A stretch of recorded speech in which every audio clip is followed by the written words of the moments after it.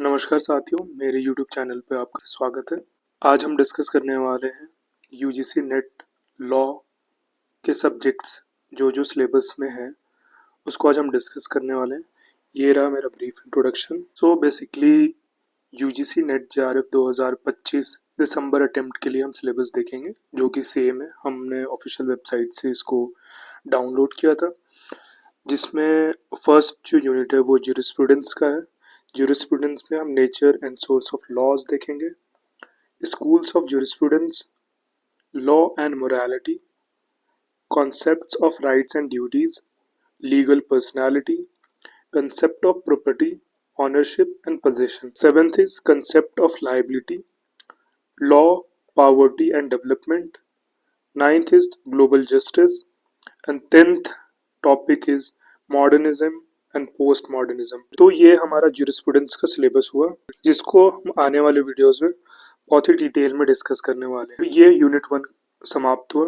इसके बाद यूनिट 2 जो है वो constitutional law and administrative law, जिसमें पहला मेरा जो टॉपिक है, पहला जो सिलेबस में टॉपिक है वो प्रियम्बल है, fundamental rights, fundamental duties, DPSPs। उसके बाद union and state executive, their interrelationship, union and state legislature, distribution of legislative powers, judiciary, emergency provision, temporary, transitional and special provision in respect of certain states, election commission of India, hot topic, scope and importance of administrative law, principle of natural justice, and the last one is judicial review of administrative actions। कौन कौन से grounds पे administrative actions मिलते हैं वो हम discuss करेंगे unit 2 के सबसे लास्ट सेक्शन में। Unit 3 public international law and human right law, जिसका फर्स्ट टॉपिक है international law, definition, nature and bases.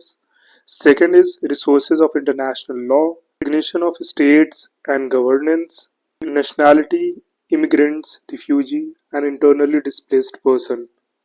Fifth topic is extradition, asylum, United Nations and its organs, state settlement of international disputes, World Trade Organizations, international human rights laws।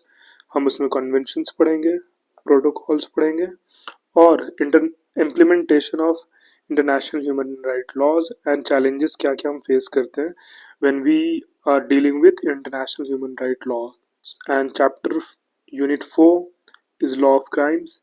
जैसे कि हम जानते हैं कि हमने नया जो क्रिमिनल लॉ है वो इनैक्ट किया है, तो वो BNS 2023 डिस्कस करेंगे, जिसमें फर्स्ट जो टॉपिक है क्रिमिनल लॉ में वो है general principle, criminal liability, actus reus and mens rea, group liability, constructive liability. उसके बाद stages of crime, inchoate crime, abetment, criminal conspiracy and attempt. फिर जनरल एक्सेप्शंस हम डील करेंगे, offences against human body deal करेंगे, offences against state and terrorism, offences against property, offences against women and children, drugs trafficking and counterfeiting, offenses against public tranquility, theories and kinds of punishments, compensations to victim of crime। so जो कि बहुत सारे changes BNS में हुए हैं victims of crime को लेकर, तो इन सारी चीज़ों को हम BNS 2023 के एक्ट में देखेंगे। 5 यूनिट 5 लॉ ऑफ टॉर्ट से डील करता है, और कंज्यूमर प्रोटेक्शन एक्ट। इसमें हमारे साथ मोटर व्हीकल एक्ट भी आएंगे, competition act 2002 and consumer protection act 1986।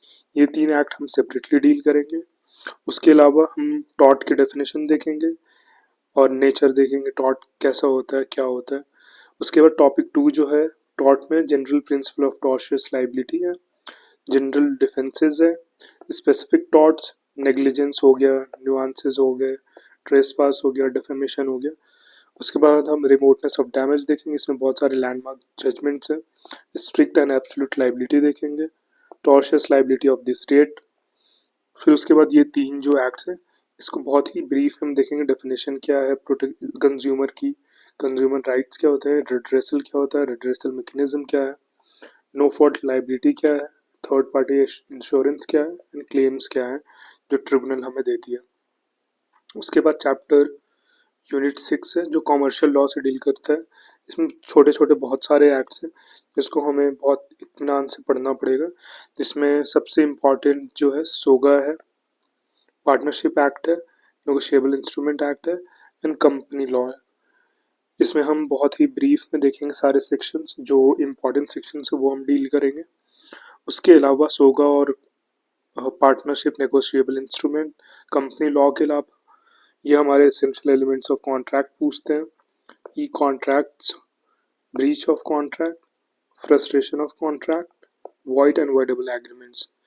And the third one is standard form of contract and quasi contract.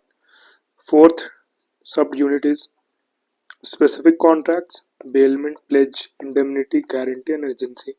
इसको हम बहुत ही स्ट्रैटेजिकली डील करने वाले हैं आने वाले जो वीडियोस होंगे। डील विथ फैमिली लॉ, हम ब्रीफ में देखेंगे सोर्सेस क्या हैं हिंदू लॉ और मुस्लिम लॉ में, स्कूल्स कौन कौन से हिंदू लॉ मुस्लिम लॉ में, मैरिज के प्रोविजन, डिसोल्यूशन ऑफ मैरिज के प्रोविजन, मैरिज के प्रोविजन और डिसोल्यूशन ऑफ मैरिज के प्रोविजन, मैट्रिमोनियल रिलीफ्स क्या हैं, डाइवोर्स, थ्योरी ऑफ डाइवोर्स, उसके बाद changing dimension of institution of marriage, live in relationship पे बहुत सारे लैंडमार्क जजमेंट है वो हम देखेंगे। उसके बाद recognition of foreign decrease in India, इसको हम ऐसे सीपीसी से भी कनेक्ट करके देख सकते हैं। डाइवोर्स, मेंटेनेंस, डावर और स्त्रीधन, हिंदू लॉ और मुस्लिम लॉ के जितने भी एक्ट्स, जितने भी प्रोविजन है हम इसमें डील करने वाले हैं। अडॉप्शन एक्ट देखने वाले हैं, गार्जियनशिप एक्ट देखने वाले हैं, एक्नॉलेजमेंट पढ़ने वाले हैं, सक्सेशन एक्ट पढ़ने वाले, इनहेरिटेंस पढ़ने वाले, विल, गिफ्ट एंड वक्फ पढ़ने वाले, और सबसे इम्पॉर्टेंट यूनिफॉर्म सिविल कोड देखने वाले हैं। 7 जो आता है सबसे important, environment and human rights law, concept of environment देखने वाले, इंटरनेशनल इन्वायरमेंटल लॉ और यूएन कॉन्फ्रेंसेस हम देखेंगे, constitutional and legal framework for protection of environment in India, जितने भी फंडामेंटल राइट्स, फंडामेंटल ड्यूटीज हैं और डीपीएसपी हैं इसमें हम डील करेंगे। इन्वायरमेंट इम्पैक्ट असेसमेंट देखेंगे हम, बहुत ब्रीफली देखेंगे। Control of hazardous waste in India, NGT के बारे में पढ़ेंगे। Concept and development of human rights देखेंगे। एक थ्योरी होती है यूनिवर्सलिज्म एंड कल्चरल रिलेटिविज्म, वो देखेंगे। इंटरनेशनल बिल्स ऑफ राइट पढ़ेंगे। ग्रुप राइट्स और protection and enforcement of human rights in India, जिसमें हम नेशनल ह्यूमन राइट एक्ट पढ़ेंगे। फिर इसी में हम नेशनल ह्यूमन राइट्स कमीशंस के बारे में जानेंगे। नेशनल कमीशन फॉर माइनॉरिटीज़ के बारे में देखेंगे कि इसके कौन कौन से कॉन्स्टिट्यूशनल प्रोविज़न है। National commission for women, national commission for schedule caste, national commission for schedule tribe, national commission for backward classes. तो ये हमारा यूनिट 8 जो है यहाँ पे कंप्लीट होता है।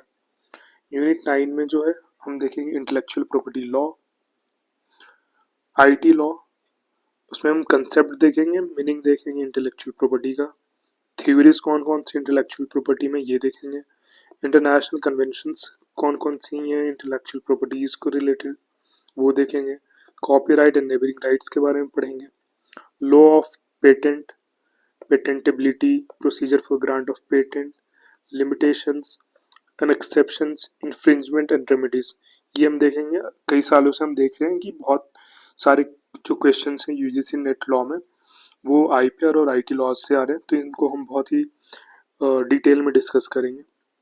Law of trademark, protection of GI, biodiversity and traditional knowledge, information technologies law, ये सब हम सारे, cyber crimes and penalties and adjudication, ये एक बहुत ही इंपॉर्टेंट पार्ट है जो आईटी एक्ट से रिलेटेड है। फिर हम सबसे लास्ट टॉपिक जो सबसे इम्पॉर्टेंट है, जो यूजुअली हम छोड़ देते हैं एग्ज़ाम के दौरान, वो है यूनिट 10। यूनिट 10 में हम कंपैरेटिव पब्लिक लॉ पढ़ेंगे and system of governance all over the world कैसा रहा है ये देखना है हमें।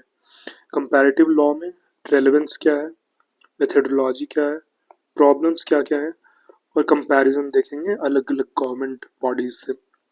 फॉर्म्स ऑफ गवर्नमेंट देखेंगे, प्रेसिडेंशियल फॉर्म ऑफ गवर्नमेंट कैसी होती है, पार्लियामेंट्री फॉर्म ऑफ गवर्नमेंट कैसी होती है, यूनिटरी एंड फेडरल स्ट्रक्चर कैसे होते हैं, रूल ऑफ लॉ की थ्योरीज पढ़ेंगे, फॉर्मल और सब्सटैंटिव वर्जन पढ़ेंगे, सेपरेशन ऑफ पावर इन 3 जो कंट्रीज हैं इससे क्वेश्चन आते हैं, इंडिया, यूके, यूएसए, इनका सेपरेशन ऑफ पावर्स की थ्योरी देखेंगे, independence of judiciary, judicial activism की थ्योरी देखेंगे, अकाउंटेबिलिटी देखेंगे और इंडिया, यूके एंड यूएसए का कंपैरिजन देखेंगे।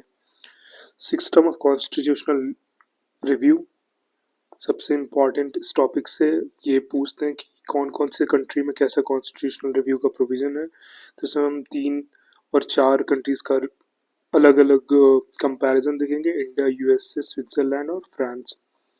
अमेंडमेंट ऑफ कॉन्स्टिट्यूशन, इसका भी कंपैरेटिव एनालिसिस देखेंगे कि साउथ अफ्रीका में अमेंडमेंट के प्रोविज़न कैसे हैं, यूएसए में कैसे हैं और इंडिया में कैसे हैं। ये सबसे कई बार रिपीटेटिव क्वेश्चंस आते हैं ऑम्बड्समैन से। इसकी थ्योरी कहाँ से आई, यूके में इसका क्या प्रोविज़न है और इंडिया में ये कब इन्फोर्स में आया। और लास्ट जो इसका टॉपिक है, open government and right to information. जो हम राइट टू इन्फॉर्मेशन एक्ट है इसको बहुत ही डिटेल में देखेंगे और इसका यूएसए का कंपैरिजन करेंगे, यूके का कंपैरिजन करेंगे विद इंडिया। सो ये सारे जो टॉपिक है 10 यूनिट इसका कंप्लीट हुआ। Thank you for watching. Please like, subscribe and get notified. Thank you so much.